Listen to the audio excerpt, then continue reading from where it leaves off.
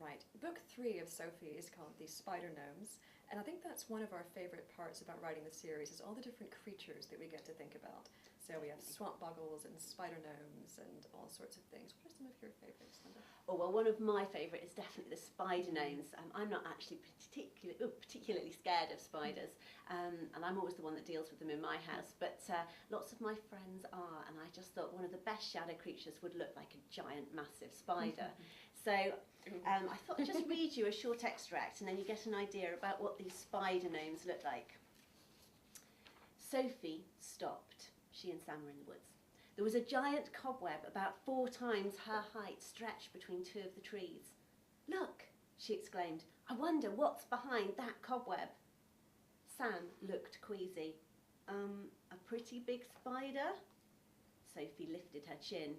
"Well, take cover, Incy Wincy. Here we come." "Sophie, wait!" Sam clutched her sleeve as she started forwards. "It might be really dangerous." "But that's where the spiders are coming from. I've got to find out what's behind that web."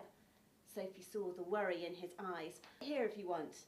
"Hey, I'm not letting you go through there on your own," said Sam fiercely. "If you're going to be eaten by a giant spider, I'm coming too." Suddenly, there was a dropping movement from the trees behind them, and 2 long hisses rang out. "Whoa!" Sam yelled. Sophie stared, her blood running cold.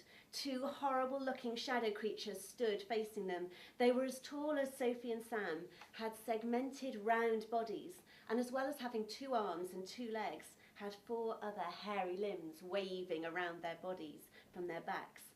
Their skin was a mottled dark grey, and their red eyes gleamed on either side of their hooked nose. 2 long yellow fangs curved out of each of their mouths. Sophie could hardly get her words out. "Okay, this is officially not good." So that is Sophie and Sam meeting the spider gnomes for the first time. So the way that we came up with the ideas for all the different creatures was really to think of different animals in a way, and then think of different sort of scary monsters and sort of put them together. So we have spider gnomes. We could have also had maybe wolf gnomes or things like that, but we have spider gnomes, fog boggarts, all different kinds of things. Yeah, so if you were trying to make up a shadow creature, you need to think about the quality. So a spider can run very fast and it can jump and it's got waving legs, so your shadow creature would have to have those characteristics, whereas a fog boggart is a different kettle of fish. It can move very quickly, people can't see it. It can maybe do the things that fog can, like disguise itself.